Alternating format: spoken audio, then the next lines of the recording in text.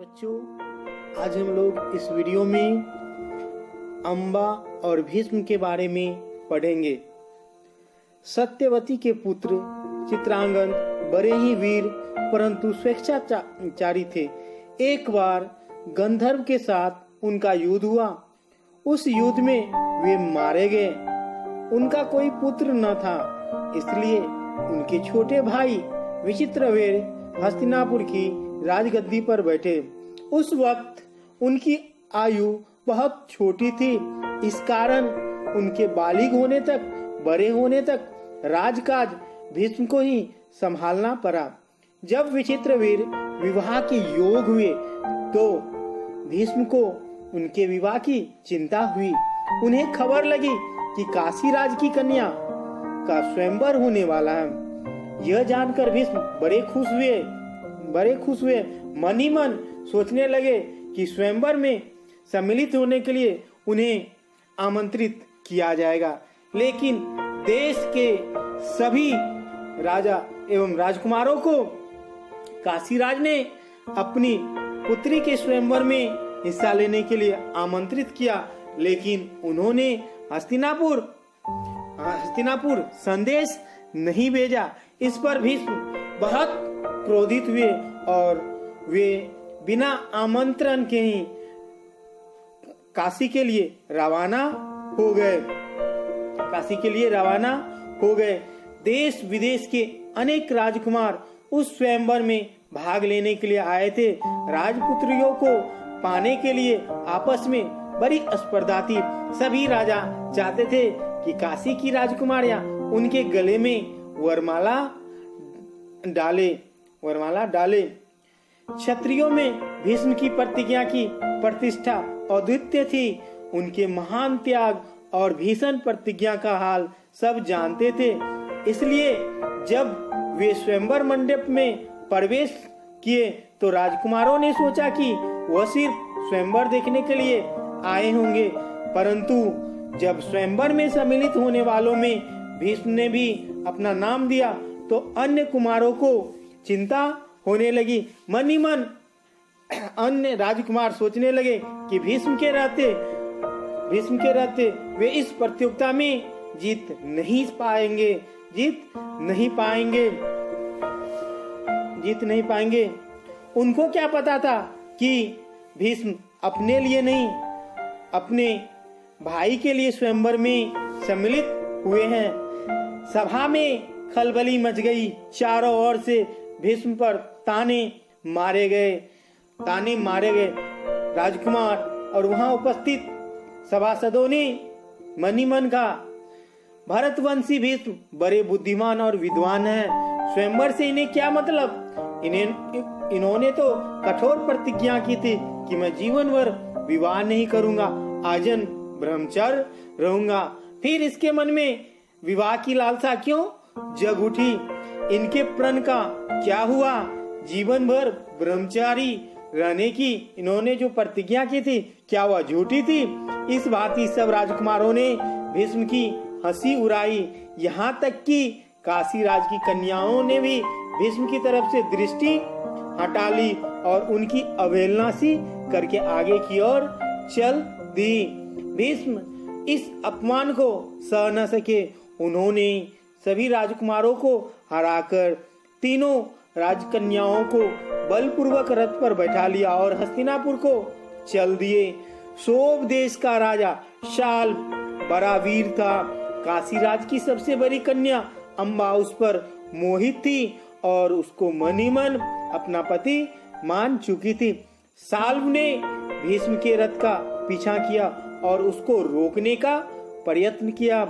इस पर भीष्म और साल्व के बीच में घोर संग्राम छिड़ गया।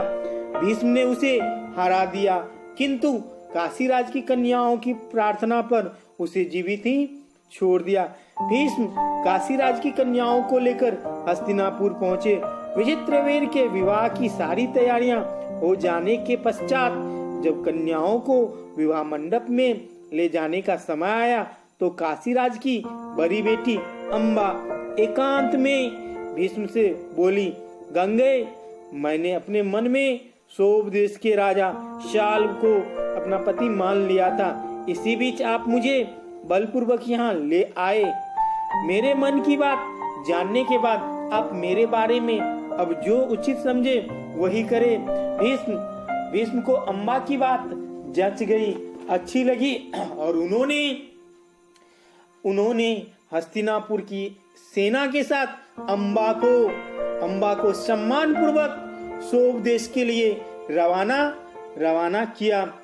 अम्बा अपने मनोनीत वर सोव राज साल्व के पास गई और सारा वृतांत कह सुनाया। उसने कहा, राजन, मैं आपको ही अपना पति मान चुकी हूँ। मेरे अनुरोध से भीष्म ने मुझे आपके पास भेजा है। आप मुझे अपनी पत्नी स्वीकार कर ले। परंतु साल्व न माना। उसने अम्बा से कहा, सारे राजकुमारों के सामने भीष्म ने मुझे युद्ध में पराजित किया और तुम्हें बलपूर्वक हरण करके ले गए। इतने बड़े अपमान के बाद मैं तुम्हें कैसे स्वीकार कर सकता हूँ? तुम्हारे लिए अब उचित यही है कि तुम भीष्म के पास जाओ और उसी की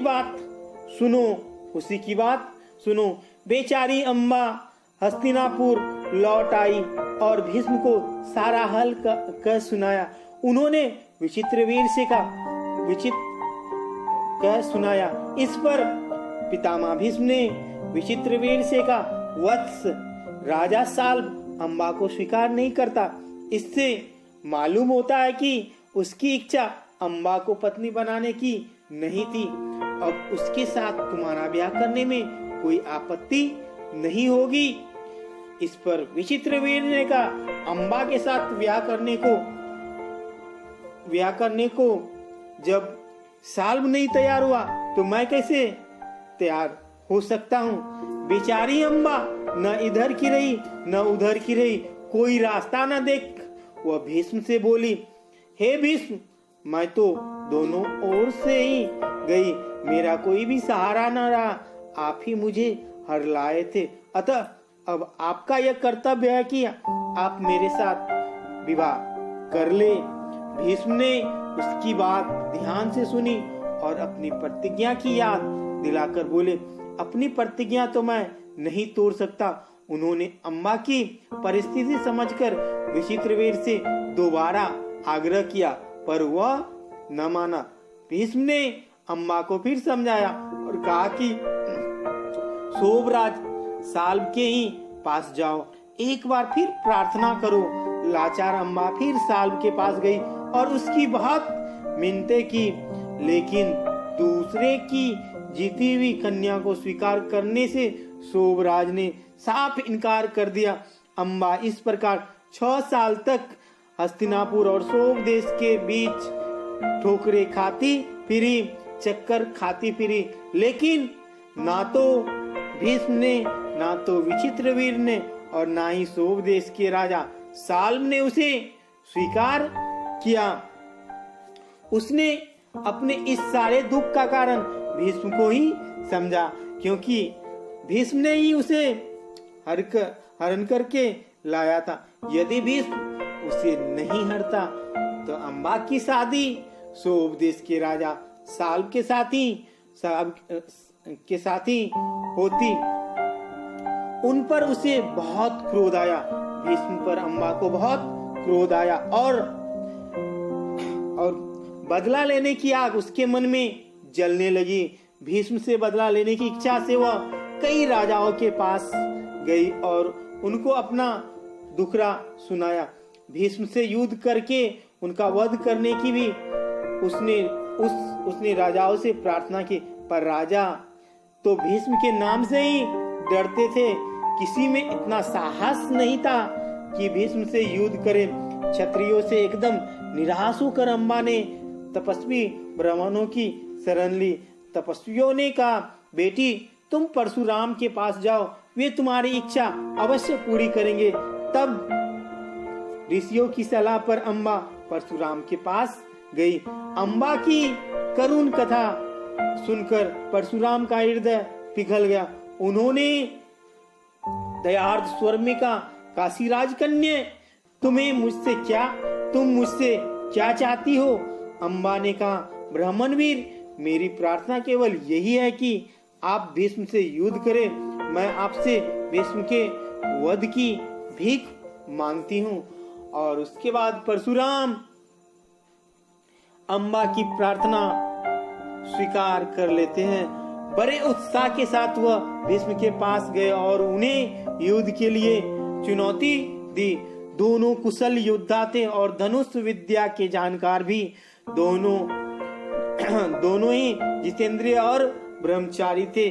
सम्मान योद्धाओं की टक्कर थी। कई दिनों तक युद्ध होता रहा, फिर भी हार जीत का निश्चय न हो सका। अंत में परशुराम ने हार मान ली और उन्होंने अम्बा से कहा, जो कुछ मेरे वश में था कर चुका, अब तुम्हारे लिए यही उचित है कि तुम भीष्म ही की शरण लो, भीष्म की शरण ले लो। पर अम्बा ऐसी बातों से कब विचलित होने वाली थी। उसने वन में जाकर फिर तपस्या शुरू की और तपोबल से स्त्री रूप छोड़कर पुरुष बन गई और उसने अपना नाम शिखंडी रख लिया। जब कौरवों और पांडवों के बीच में कुरुक्षेत्र के मैदान में युद्ध हुआ तो भीष्म के विरुद्ध लड़ते समय शिखंडी रथ के आगे बैठा था और अर्जुन ठीक उसके पीछे।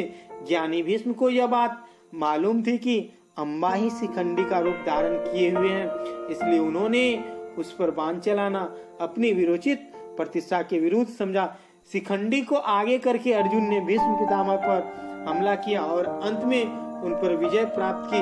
जब भीष्म आहत हो गए, घायल होकर पृथ्वी पर गिरे, तब जाकर अम्बा का क्रोध शांत हुआ। प्यारे बच्चों, भीष्म शिखंडी पर बाण नहीं चलाते हैं क्योंकि उन्हें मालूम था कि पिछले जन्म में शिखंडी अम्बा के रूप में था। बच्चों, हमारा ये पाठ पूरा हो गया। धन्यवाद।